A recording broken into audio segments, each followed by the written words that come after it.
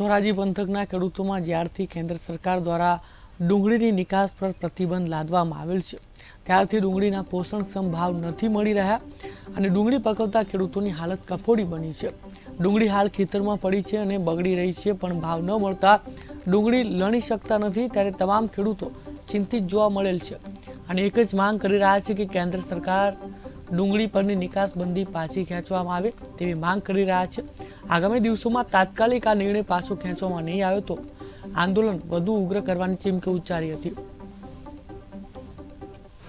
અમે ખોટીપો કરીને કલેક્ટર કચેરીમાં અમારે ઊભા છે એટલે હાજરમાં છે, તો અમે એ બાબતનું આવેદનપત્ર આપ્યું છે કે અમારી ડુંગળી આજે 2 વર્ષ થયા અને આ વર્ષે પણ કોઈ અમારું ધણી નથી। અમારો જ્યારે પાક તૈયાર થાય છે ત્યારે કોઈ લેવા આવતું નથી અને ખેતરમાં પડી કોટા કાઢી ગયા છે।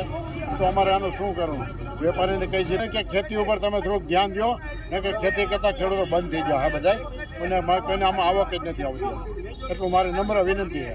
કચેરીએ અને રામધૂન બોલાવી છે। મારી માંગ છે ડુંગળીની તાત્કાલિક નિકાસ હટાવે। આજે 2 વર્ષથી આ ખેડૂતને એટલો માર પડ્યો છે। આ પીએમ અને સીએમ અને કૃષિ મંત્રીને મારી ભલામણ છે કે આજની તારીખમાં ગયા વર્ષે પણ ખેડૂતોને કિલે 2 રૂપિયા ડુંગળીની સહાયની વાત કરી હતી, ખાલી માત્ર ને માત્ર ખેડૂતોને કાગળ ઉપર અને નોંધ લઈને કોઈ પણ હજી આજની તારીખમાં ખેડૂતનો અગ્રણી હું મારી એવી વાત કરવા બેઠો છું કે કોઈ પણ જો વાવાઝોડાનો માર આજે 1250 કરોડનું કૌભાંડ, આ વીમા કંપનીઓ, આ મગફળીના કૌભાંડો, આ કોણ ખાઈ ગયું? આ કેનો ન્યાય છે?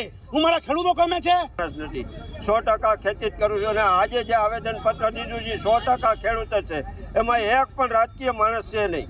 અને અમારો જે વ્યથા છે દરેક ખેડૂતોની, એ ડુંગળીના ભાવ એકાએક એને જે નિકાસ બંધ કરી દીધી એના માટે આજ ધારાસભાની અંદર 50 ધારાસભ્યો કોંગ્રેસના અને પણ છતાં એને એ નમૂનો લીધો નથી।